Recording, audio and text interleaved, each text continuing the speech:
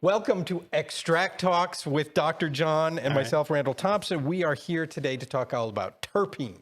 Well, terpenes, terpenoids, more isoprenes, terps, or if you're weird, terpene you just call, extraction, or terpenes. And someone just told me, actually, it was Jared. Do you put terpenes in your martinis? Cannabis-derived terpenes, right? Exactly. Okay. Welcome. Appreciate you being here. Our resources, explore all of our resources at extraktLAB.com, extraktLAB.com/resources. You're going to see the live tour, CBD jam session, accessibility, our calculator library, a mini course library, and our product visual tours. Yeah. Right. All right. Very nice. This week's winner is going to receive a CBD sponsorship application. Actually, it's a CBD sponsorship applicant, Brandon H. Sorry, that was a long one. Right. Brandon, good job. Welcome. Good job. From Minneapolis. He's going to get some CBD gummies and high potency tinks. Oh, sweet. Awesome. Yeah. Good. Go to extraktLAB.com/set-list and nominate a family member, yourself, your pet. Right. Whatever. Right. You can do that. All right. Good deal. So we're on. We're ready to go. Terpenes. Yeah. Okay. This is the second in the series. It is. It right? is. Yeah. Last week we went over how to store them. We talked about what the terpenes were, how they were made in the plant. Okay. All the different types of terpenes, the major terpenes, the minor terpenes. Yes. This week, what we're going to be doing is focusing on how to extract those terpenes out. Oh, sweet. Yeah, it should be pretty good. Because I get so many questions about that. Where do you extract? How do you extract? What do you do? This is going to be exciting. Right. I love it. And these are all, what we're talking about is cannabis-derived terpenes, adding terpenes to distillate, and, as a part of the conversation, one of the questions people ask is, do the terpenes get you high? Right. What are the terpene benefits? Right. It's part of the entourage. How to use terpenes, hemp terpenes, best terpenes, terpenoids, terpene structures, and terpene extraction, which is what we're doing today. Right. How do you extract them? So look at these. You guys have all seen this picture taken by our photographer, those James. Are beautiful. They look so nice. Oh, man. Purdy. So those are not Photoshopped. They're beautiful. You do get the array of colors all the way from light yellow all the way through to kind of a nice amber. And there's a mixture of all kinds of different terpenes in there. I went into the laboratory and I looked up all of the different terpenes from the analysis standpoint, and we got just tons of different strains that have different profiles.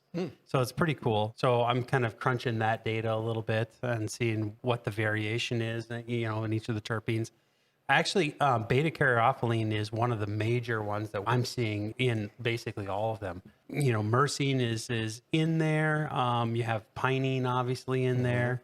Beta-caryophyllene is in there and is always in there, and it's always in there in abundance in every strain that we have. Really? Which is kind of interesting. That is interesting. So anyway, that's that. So that could be a song. Just beta-caryophyllene. Beta-caryophyllene. I think it could be a song. It could be. Why don't you sing one right now? Well, I would have to sing it kind of like a Mary Poppins song. Look at this beautiful. We just harvested this particular one. Very I took one of nice. Yeah, it's pretty nice. I took that with my iPhone. It's probably a Samsung might have done better. Depends on who you're talking to. But it's kind of Cards and letters are coming. Yeah, they're coming. All the hate mail is going to happen. But you can see in those little trichomes there, those are where all of the little white specks. The little white specks in here, the little mushroom structures. Trichomes. Those are where you get all of the beautiful terpenes that are in there. And they're sticky. That's what's sticky when you pick up the plant, right? Yeah, they are. And they're really preserved in there. And when you start to extract them, you kind of unlock them essentially from that resinous, sticky membrane. And then that's when they start to degrade and everything. We talked a lot about degradation last week. We did. But what we're going to be talking about this week is techniques to extract and recover terpenes. And really there's two different ways. One of them is using distillation techniques, and the other one is using extraction techniques. Okay. And the distillation techniques typically will get you, pure product. Okay. They'll get you, there's different pros and cons to each of these. And I'm just going to kind of go over what it is and how it's used and what you get out of it. And then at the very end, we're going to have a comparison table of all of the different techniques. A table, guys. Are you surprised? And there are a couple equations in here. I'm going to just basically, for those of you who are scientists in the audience, I have the Clausius-Clapeyron equation. The Clausius-Clapeyron equation. And just for the record, I don't know if you could tell, but I'm not a scientist. Yeah, we didn't know this. Why are you laughing? What? It's all good. Should I be offended? No, you shouldn't be. I'm just kidding. All right, so 2 separation categories for terpene recovery. You have the distillation and solvent extraction. The distillation really takes place in 2 steps. You have the evaporation and the condensation. And we have plenty of previous podcasts that we've done on distillation. And we've talked extensively about all the pros and cons of the different types of ways to evaporate. We talked about solvent evaporations. We've talked about evaporations of, cannabinoids in the white film context. So we've talked a lot about that. There's a lot of different types of evaporators. I think that you can go back and check on those resources. So, but once you evaporate, then you have to condensate, obviously, and you have to have some way to get the molecules out of the gas phase. You're taking it from a liquid phase to a gas phase, and then you're exposing it to a cold surface. It sees the cold surface and says, "Oh, I got to recondense," and then it goes back into a liquid. So it's kind of like, "Oh my gosh, I'm in the gas. I'm hyperactive." Things move very quickly when you're in the gas state, of course. So you got to run. You got to run. Okay, so then there's also the solvent extraction. I picked up what you're putting down, but I wasn't acknowledging it. Okay, Could tell. And then solvent extraction, solubilizing and precipitating. Okay, that's essentially what happens in every. You did that very well. I don't think I could say those 5 times really fast. Okay, so let's go. What is solubilization? What is that? That's just making it. Yeah, you're dissolving it. You're dissolving it. Yeah, dissolving it. Yeah. But I still don't think I could say them both at the same time. And then precipitating would be, undissolving it. Undissolving, raining it. Yeah, it's raining it. It's raining it. So yeah, there really are 2 different ways, and they're going to get you different results. I'm going to start off with the extraction side because that's not the primary techniques for really getting the terpenes out. Okay. Okay, but certainly if you want to have a winterized oil that has terpenes in it, ethanol extraction is one way to do that. Okay. So what you're starting off with is an ethanol extract. You're going to have an ethanol oil plus hemp oil here. You're going to do some solvent removal, get this winterized crude. This ethanol here is going to dissolve a major portion, or if not all of the recoverable terpenes, and those are going to show up right here. In this solvent removal step, you may lose a little bit. It depends on how you do your solvent removal. If you're doing a falling film, typically that's a more gentle technique. You're not going to really have any, you're not going to have too much problems with breakdown. If you really have a very aggressive solvent removal process where you have a high heat, you might actually lose a lot of those terpenes. Something you need to think about there, but really you're not getting a separate stream of purified terpenes out to use in your subsequent formulations. It's in there, you get what you get, right? Okay. And then typically when you take it to distillate, usually from this step to this step, you really need to do what they call a decarboxylation step. And that's where you take the oil and you put it into a stirred reactor and you heat it up to over 100 degrees Celsius and you let it sit there in the presence of air being stirred for a long time. And that typically degrades everything. The oil coming out of that particular decarboxylation step is typically really black.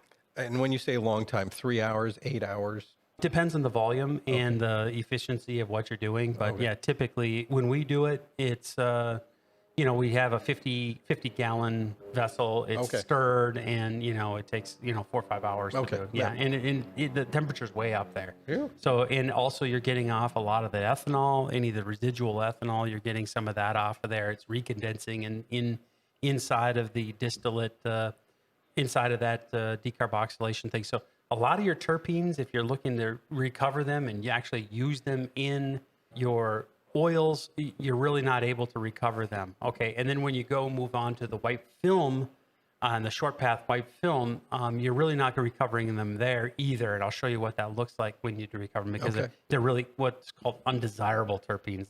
They're not, they don't taste good and they don't smell good and all that, but they're icky. So buck material is ground and placed in the solvent. Solvent dissolves the components. You reclaim the solvent. You do a stirred reactor to decarboxylate, and then you go to your white film. In that workflow, there's really no place to get a purified terpene product out. So you can't. So you're really not getting the terpenes. You out, don't get them, but you're getting the terpenes extracted, co-extracted with everything else. It's in there, it's part of the entourage. Yes, exactly. Gotcha. So, and then the issue then is, do you want to have a winterized oil with the terpenes that are in there, and they're all cooked up with the decarboxylation and then the white film, and so it's you're really not getting like fresh terpenes out. So. That's why a lot of people use commercial or non-food grade or even food grade terpenes that are synthetic or not synthetic. That's why they use them, so they can put them in afterward. Gotcha. They'll buy them. They're not cannabis based. Okay, so then obviously you would take that extract and you would do a white film on it. So you'd be getting your distillate, and that's what the terpenes look like coming out of the distillate. You can see that there's two of them here. These are coming off of the condensers. Here's your first white film, and then here's condenser 1, and here's condenser 2. You can see your vessels down there, and you can see how nice that looks. It looks very beautiful. It does. But it does not. It is not a desirable set of terpenes for you. Post all of that, and and they're broken down, and we have a lot of analyses done, and like GC analysis, which means we've analyzed what the components are within those terpenes. And I think that it's important to note there that, a lot of the desirable terpenes from the standpoint of aroma, and they're in there at a very, very, very low level. So if not at all. In fact, we have yet to see, that myrcene has that nice fresh smell. You don't really see that in there at all. Yeah, you don't see any of the linoleuls in there or limonene or any of the floral notes that you normally would see. You'd see more of the, more solvent smell. That's what you would get that. So they're pretty harsh. It's not that they can't be used. In fact, you can do fractional distillation to clean those up, and there are ways to do that. But you're obviously not going to be able to add any of those floral notes if they're not in there in the first place, right? You bet. So you got ethanol extraction, you got white film distillation. There really is no option or no place to really get those terpenes out. A lot of people like to use their CO2 equipment now to get out the terpenes. Okay. And so what they do is they don't put a decarboxylated terpene or decarboxylated biomass into their system. They just, they just use regular stuff. They don't decarboxylate it, and they start to, extract it. And what they get out is what's called a sauce. It's called a terpene sauce. Okay? Terpene sauce. The terpene sauce is, it's got a little bit of waxes in there. It's got terpenes in there, maybe 10%, 5 to 10% terpenes in there. And then it also has cannabinoids in there. So also it's not really giving you a pure hemp-based or cannabis-based stream of terpenes that you can then use for subsequent formulations and for flavoring and aroma. But a lot of people like it. A lot of people swear by it. They think it smokes the best, right? So a lot of people use that. And typically what you do is you would run your material at, say, room temperature or lower than room temperature, slightly cool it maybe down to 5 degrees Celsius, for example. And then you would typically have an extraction pressure that's anywhere from 1,500 to 2,000 PSI. And then you have some cold condensation in these collectors here. And so these would be kept at a cooler temperature, and they would basically precipitate out there. Now, the oils that you get out of that, just going to kind of... And you'd have to run that slower, much slower than a... Yeah, it would take longer. I think that'd be maybe the way to think about it. Right? Yeah, it's not decarb, number one. And then number two, it's it's just slower because you're at 2,000 PSI or 1,500 PSI. So it's just going to take that much longer. Yeah, so it's going to take a lot longer. So if you really want that terp sauce, you're really able to do that, no problem. Just run... Use a non-decarboxylated biomass as the input, go ahead and run your materials at 1500 to 2000 psi, and you get that nice terp sauce out. Gotcha. And it's light in color. Typically it's not so much amberish, it's almost like a yellow in color that you would get out of it. And you can not pour it, but you can, it's definitely more soupy than if you were extracting at a higher pressure. Got it. So that's and this is a picture of some Terp Sauce oil. Oh, there you go. Yeah, you can see it's kind of still bubbling from the from the CO2 that's in there, but it's nice and light color, and it does run when you pour it. So this is just an example of what's happening in the CO2 extractor. Again, here you have all your plant matter in here that I was talking about here, and you want to just basically take this heater, turn it off. Take your compressed CO2, put it at, say, this is post pump here, so maybe 1500 psi. It will flow over there, and then you get the separator in here. So it will start to precipitate out in there, and then you can start to recycle. So that's essentially what they would call CO2 stripping. You stripping off the terpenes or stripping off the volatiles. Okay. So yeah, that's and you'd use your extractor to do that. So in this case, you'd treat the terpenes as what you would call a volatile. Yeah, right. Gotcha. Now, you can use that terp sauce as a means to, formulate as well. So if you want to do like 90% of your work at high pressure and go fast and then use the terp sauce to flavor and things like that, that's fine too. But the issue is the THC does come off, or CBD comes off into it. And so you're left with doing a lot of calculations from batch to batch. Mm-hmm. It's not a clean formulation. It's like not I take, consistent. Yeah, I don't take pure component A and pure component B and pure component C, put them all together, and then I have my formulation. It's more like, okay, calculate the amount of concentration of THC and CBD in A and the amount of THC and CBD in B, and try to go to a target. And it's complicated, and sometimes it can't even be done. So you got to dial it all in. You got to dial it all in. It produces a less consistent product for your formulation. Yeah. So is there a way to get it more consistent in a different process? With a post process, maybe it's really difficult to separate out those THC and CBD from the terpenes. It's pretty difficult to do that. So there's some terp sauce oil. So anyway, I'm going to go now into the distillation side of this. So we covered the extraction side. We're going to the distillation side. So distillation really takes advantage of differences in boiling points from compound to compound, right? Mm-hmm. So here I have acetone or methanol or ethanol down here. That's a high vapor pressure. And counterintuitively, these have a higher boiling point over here, like THCV or CBDA or linalool. And those have lower vapor pressures, okay? So high vapor pressures, low boiling point, lower vapor pressure, high boiling point. So they're just opposite, okay? So when a lot of people say, oh, I got a high vapor pressure fluid here, that means it boils at a low temperature. Oh. Yeah. Okay. And if you have, in just the opposite, like, okay, so like with CO2, what would you think that would be? Would that be low or high? It'd be very high, very high vapor pressure. Butane, extremely high vapor pressure. Propane, very high vapor pressure. Ethanol, relatively speaking, would be a low vapor pressure compared to like CO2. Gotcha. Okay, so just talking about boiling points here. So within the context of distillation, what we're doing is we are really separating out on the basis of boiling points. And if we have a matrix plus a low boiler in there, we can heat it up. Okay, and what happens is we hit this boiling point temperature. The ethanol goes from the liquid phase into the gas phase, and everybody knows what that means. Just like boiling water, it goes from liquid water into the gas steam, right? Okay, so wait. Oh, go back. No. We're gonna finish this up. I saw the formula. You wanted that? You did. What's the formula? Okay, so a lot of people who are actually involved in distillations, they're always kind of like wondering, okay, well, they know that they can lower the pressure, and by lowering the pressure, you can also lower the boiling point, okay? Sure. Okay? Sure. And by lowering and then you can go at a lower temperature, so it's not as high a temperature. So, for example, if I wanted to distill off linalool you see the boiling point is at 200 degrees Celsius, right? Yeah. What I could do is I could distill that off by lowering the pressure.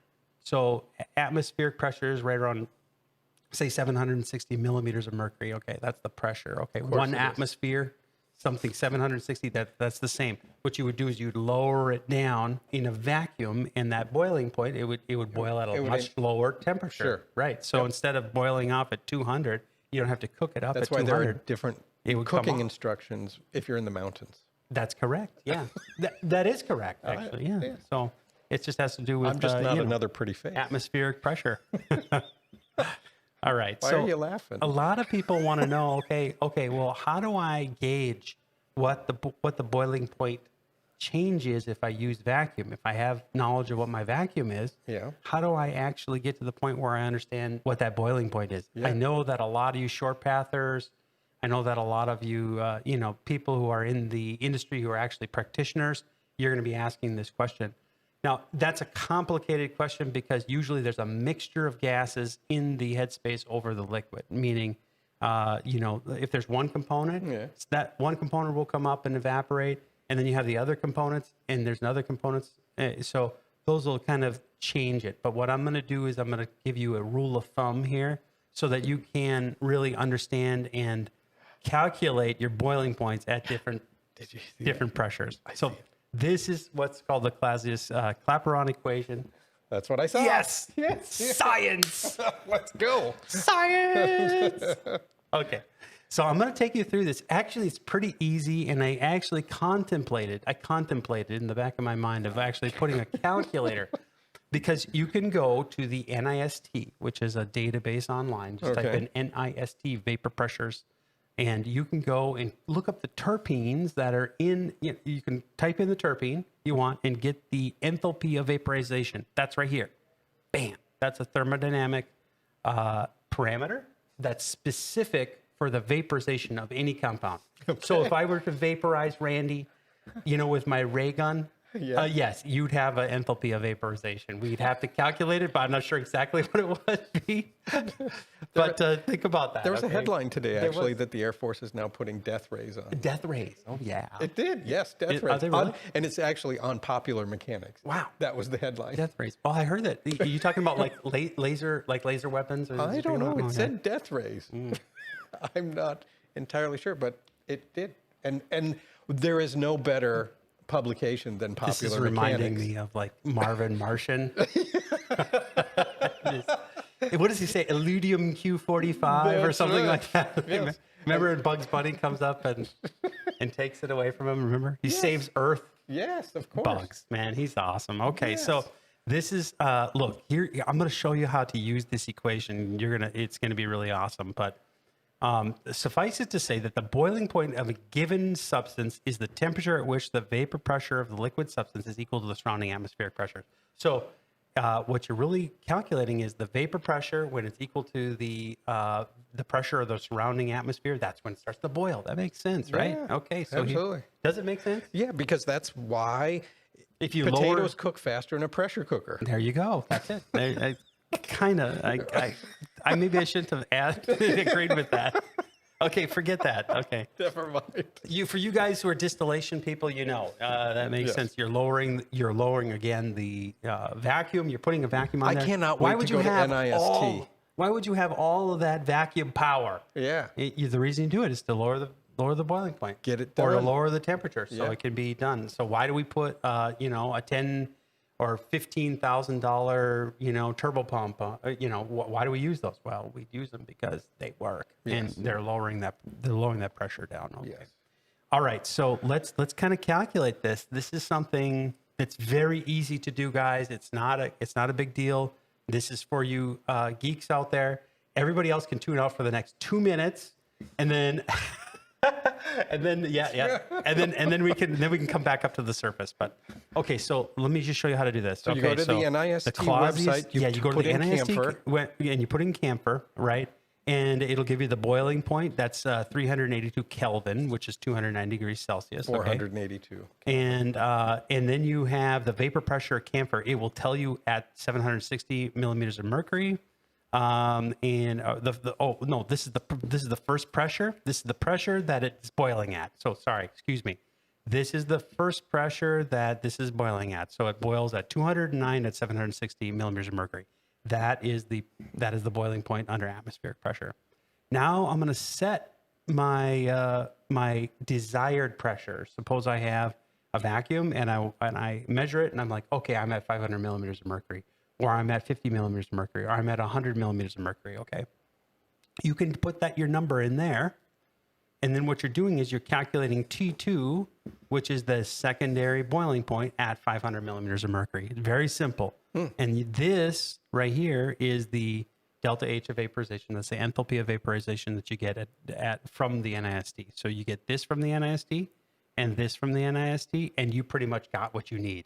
It's pretty freaking sweet. So here's how it goes. You just plug and chug. Plug and chug. 500, 760, 54. This is the gas constant. This is the universal gas constant. And then here are your here's your T1, and then you solve for T2, and bam, it gets you out 207. So see, what we've done is we've lowered, by lowering this by a couple hundred millimeters of mercury, we've lowered the boiling point at, basically a couple degrees. 1.5. Yeah. Something like that. Degrees. Yeah. That's awesome. Yeah. So That's kind of fun. yeah. So that will give you an idea. It's a rule of thumb. It's not complete, but I mean, I have had a lot of technical type of people ask me how to do that. So, okay, now let's go into the steam distillation. That's the first distillation technique. Okay. And I actually lifted this illustration from one of the Google images. It was on Wiki. And this is where what they're doing here is they are boiling water here. All the boiled steam comes up into here, okay? And then this is where you have your biomass right here. So you got your biomass in here. Your steam is going over your biomass. You're also heating that up, and it starts to volatilize. Sure. And then the steam comes through here. Of course, it's condensing in here. This is a condenser, and then it comes into this vessel here. This vessel here will have water will come off of there, of course. Water will be moving through here along with your terpenes, and then move in here. And what'll happen is you'll get a big bunch of water coming out here. Yeah. And you'll get a little tiny bit, a sheen of terpenes coming off the top. Oh. And so then you can basically remove the water and you got your terpenes on the top. So you just kind of wait until you get to the sheen? Yep. Wait till you get to the sheen and stop. And you can use a separatory funnel, guys, for that. That's one of the more typical Will there things. always be just a little bit of water in that terpene then? Yeah, there'll be more water than there is terpene. And the terpenes will always float because they're less dense. Gotcha. And so they're going to float to the top. Now, a lot of people are asking, okay, well, what about those sols, those hydrosols that are in there? How do you break that? Like, some of the terpenes will associate with the water, and you want to get that out. And sometimes the water itself has a very nice floral. Okay, so a couple ways to do that, guys. You can use the water. Basically, you can use that water for things, because it has nice natural terpenes in it. Okay. And we found that the water that you get out, it does have some nice terpenes in there. I asked the laboratory for a review of what the terpenes that are in there, because I wasn't sure. I had never measured it. And I'll know next week, I guess. So that's what that is. And then you have the terpenes that are on the top, and you can use those for things. But that water, you can break it. There's a couple ways you can break it. You can try to salt it out. Okay. You can try to use solid phase extraction is another technique that you can use. That's where you basically take advantage that water doesn't like, hydrophobic solid phases. So you just pour it over the solid phases. All the terpenes stick to it, and then the water goes through, and then you can take that stuff off in ethanol and then remove the ethanol. Oh. So that's one way to do it. So anyway, couple different things on your steam distillation. You can see that there are several. Once you have this water and once you have the pure oils coming out of there, it will give you pure oils. That's the good thing, right? Yep. And then the second thing is. Once you have that water, you can do some stuff with it. A lot of times, like what we do is we freeze it. Oh, So we'll freeze the water and throw the water away, or if it's really floral, we'll save it and use it for something else. But you can freeze it, and then you can just pour off the terpenes off the top, and so then the just throw it away. terpenes are I'll show an you some oil. pictures of Oh, that I'd love later that. on. Yeah, That would be cool. And then, so the main things here is static. Of course, this isn't like a flow through type of thing. You're doing this batch wise, right? Yep. You fill this vessel up. Yep. And this vessel can be quite big. And there are different varieties of these, by the way, but they all operate off the same principle. Sure. And then, the other thing is you're kind of limited on the upper temperature. Okay, so if you go back here to the cannabinoids, You don't want to burn see, those off. Yeah. Well, here, look at here. If you're right at 100, and that's the max that you're going to go, you're not really talking about a whole lot of available terpenes that you're going to be getting in that, right? Right.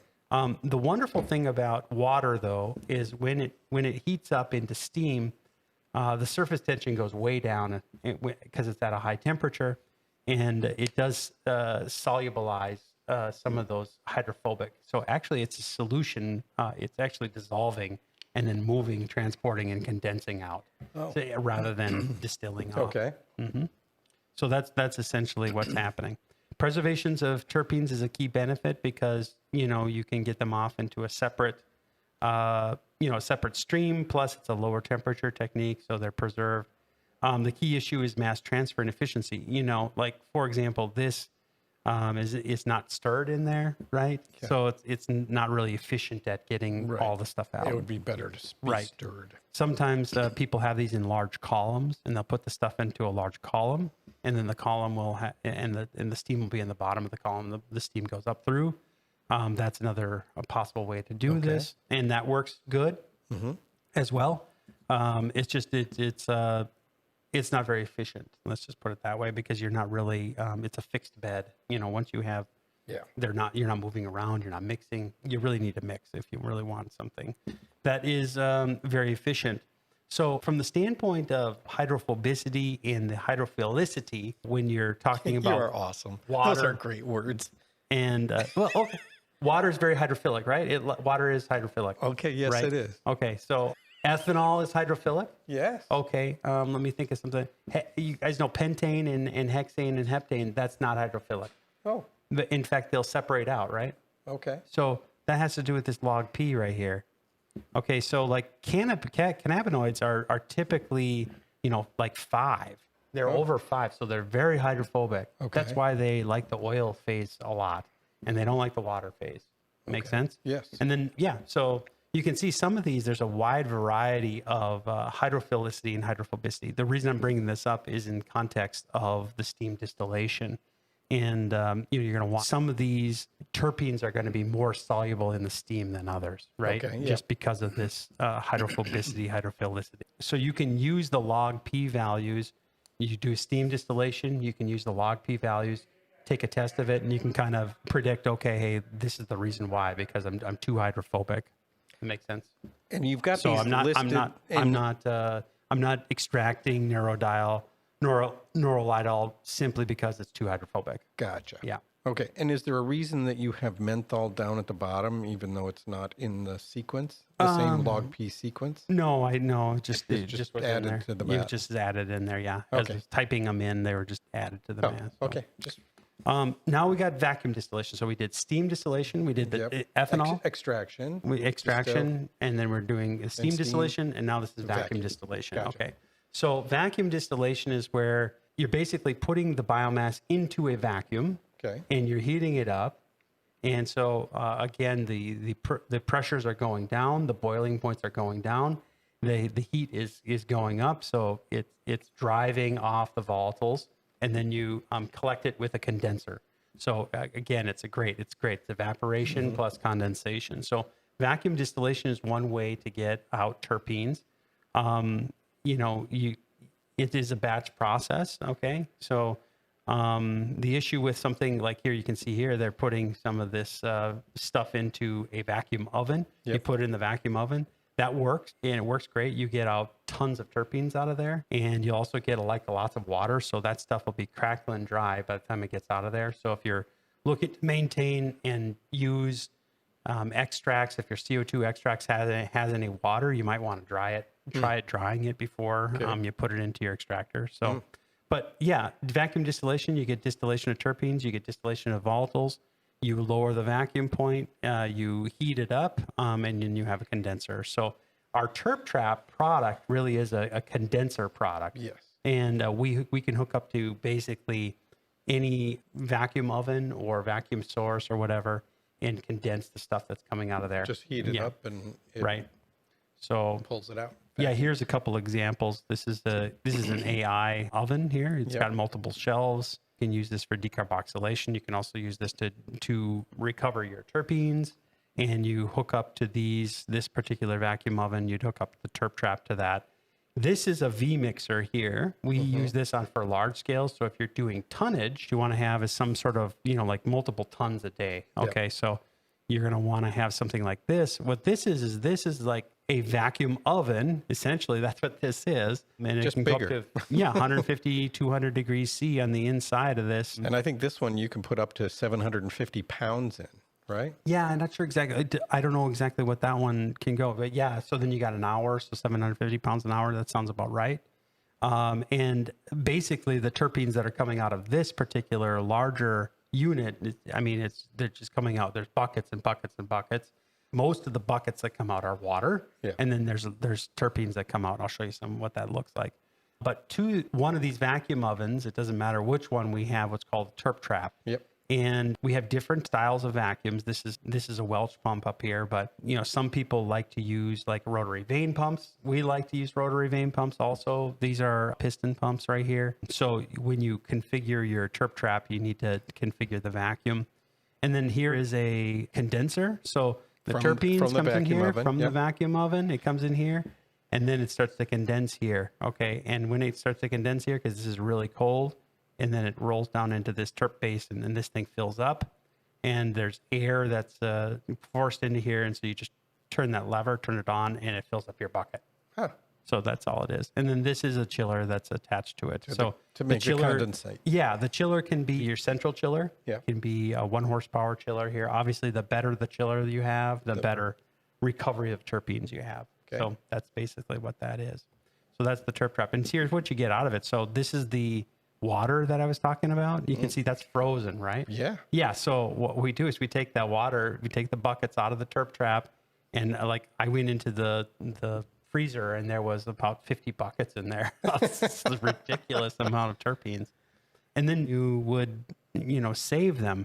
And you look at how the difference is in color. It's crazy. So what we do is you can do an analysis on these things, these particular pure terpenes that come straight from the plant. You can do the analysis on them. And then what's great about that is you can then post-process them. You can filter them. You can filter them through carbon, and get a different floral note and all that stuff. So yeah, they're very, very good for both edibles and for smokables, depending on how you post-process them. So process to recover terps, basically, again, is the vacuum distillation. Collect the condensate. This is not unlike steam distillation. You collect that condensate, you freeze it, you pour off the terpenes, you store those in the freezer, and then you post-process by filtering through carbon to get that nice light color, and then you do your test. And you might want to do your test before you process. When you store it in the freezer, does it actually freeze? No, the oils won't freeze. The oils won't freeze, and the water does. So it's pretty nice. But a lot of people like to keep the water because it has some of those floral notes. It just depends, guys, on the strain that you're. Okay. If your bud doesn't have the proper terpenes, your oil's not going to have the proper terpenes either, right? So you want to have a nice aromatic bud, then you're going to get better terpenes out of it. So the one thing that I've seen out there in the market is you get solvent-free terpenes command a much higher price out on the market if you're buying those for your formulations and things. And it seems like this is the best way to achieve that. It's definitely solvent-free, yeah. So there's not and the water also. Like a lot of people, like I was talking about, you got the water is an issue with the steam. So and there's some side reactions there if it's super hot. Okay. So this is a cold process, right? It's coming off. It's condensing the water. There's water vapor there. Okay. And you're never cooking it up in hot water. Okay. Right. That's so you're not, hydrolysis reactions won't happen there in the presence of water. Does that And make you're really sense? just taking out the moisture out of the biomass. Yeah. Or you may or may not be decarbing at that point. Right. But at least you're bringing out the Right. moisture from and that's how you're capturing Right. those terpenes. Yeah, That's awesome. A lot of the terpenes, I mean, a lot of people use synthetic terpenes, meaning they'll go to Exxon or they'll go to byproducts. We got a call yesterday from a guy who said, "Okay, hey, I have a 10 train tanker cars, and we want you to take the terpenes out of them." And I'm like, "Okay, well, what do you got in there?" And he's telling me all the stuff in there. There's toxic waste in there. I was like, "Well, here's the deal. Okay, so we're going to recover 10%." And then what are you going to do with the rest of the stuff? That's going to be waste manifested, so, and it's not like you're going to be able to pour that down the drain. You said that's your problem? No, I was like, okay, this is probably not economically viable at this point. No. So, I mean, people do get terpenes off and they make them in, batches and they clean them all up and, synthetic, but that's like witch's brew in my view. So Yeah. we don't want witch's brew. No. Okay. So let's do a quick summary here. I see a table. We have a table: steam distillation, ethanol extraction, CO2 stripping, vacuum oven, terpTrap, rotating oven, terpTrap, and white film. In the white film, I kind of talked a little bit about that when I talked about ethanol extraction. Again, one of the benefits is if you can have a way to get it stirred, because that's going to be the best way to get out the terpenes. So the rotating oven with the terpTrap is a really great way to do that. Sure. That's just the best. Okay. It's most efficient. A solvent, typically you want to have a solventless. So you don't want the water in there. You don't want ethanol or denaturients or water also in that ethanol extraction. The CO2, what's nice about that, yes, it's a solvent, but it's going to come off because as soon as it hits the atmospheric pressure, it's going to boil off. We learned a lot about that this time, and then probably more than what you guys ever wanted to know. But here, vacuum oven, rotating oven, those don't use any solvents at all. So those are vacuum distillation techniques. Okay. And then the pressure, here's some general guidelines. Typically steam distillation is done under atmospheric or slightly elevated pressure. Ethanol is done under atmospheric pressure for sure. Your CO2 stripping, 1,500 to 2,000 PSI approximately. And then these are vacuum pressures here for your vacuum ovens, approximately. Okay. So you're not even getting to atmospheric on that because... Well, no, you're trying to lower that. Because it's a vacuum. Yeah, and so it's probably of all the techniques, this is definitely the least... it has the least impact on the integrity of the terpenes. Yeah, and that's why they're beautiful. Yeah. They're and they smell great. They do smell great. And then the white film guys, look, nobody usually, people talk about it like they do a white film in two passes, a terp pass and a regular pass, right? In the case of a terp pass, you're talking about a little bit higher vacuum, say maybe a Tor. Okay. But then after you do like a regular pass, that's like one 1,000th of a Tor. So you're kind of looking at 10 But to the you're doing minus that at greater than 100 degrees C. Yeah, you're doing it at really high temperature. So it's not really a known terpene recovery. It's kind of like you get those terpenes out so it doesn't taste bad, and you can actually do the distillation of cannabinoids, which you're after anyway. Gotcha. So pros and cons, you got batches, you got lower boiling points. The ethanol and the CO2 kind of share, I think, their pros and cons. Terpenes are not recoverable as a separate pure stream. That's the case with CO2 stripping as well. And decarb of winterized oil destroys the terps. That's kind of for ethanol. And then recovery desirable full spectrum terpene blend plus waxes plus cannabinoids. So it's really difficult to use it in a formulation. Sure. But it does work and people really like it because it's a very tasty blend. The vac oven and the rotating oven, they recover desirable full spectrum terps. It's pretty nice. So it's kind of the winner all around. And then the white film side of this basically recovers undesirable full spectrum terpene. So it does recover, but they're not really desirable. So that's what I had for this time. And next week, we'll really get into some of the rest of the stuff that we were going to talk about, which would be the beneficial properties of terpenes, the entourage effect, how to mix terpenes, and packaging recommendations. Very nice. We'll see how far we get. Well done. That was good job. That was good. Thank you for being here. This was a longer session today, but I learned a lot. Good. Thank you. Welcome. I love it. And again, coming back to finish this trio of terpenes. Yes. Entourage, how to mix them, etc. So that's going to be great. Thank you for being here. Appreciate it. We want to help you succeed. We want to give you the information that we've learned through our, the knowledge base and experience, which is, you want us to have the arrows in our back so you don't have them. And we've got scars. Oh, we do. Yes. We have scars. So again, thank you for being here. Subscribe to our podcast. We are on Amazon Music, iTunes, Google, other platforms. You can go to extraktLAB.com/podcast. We have our whole library there. Subscribe to our YouTube channel, please. And our calculator library is on the resources. So if you go to extraktLAB.com/resources, you'll see all of our resources, including the calculator library. Join all of our conversations on your favorite social media, iTunes, LinkedIn, Facebook, Instagram, Twitter. Register for next week at extraktLAB.com/set-list. Sorry, boy. You need some water? I think so. And so next week is more about terpenes. And again, thank you. Welcome to Brandon H. for his sponsorship application. So well done. Congratulations. We look forward to seeing you next time. Thank you. Thank you for being here. See you later. Bye now.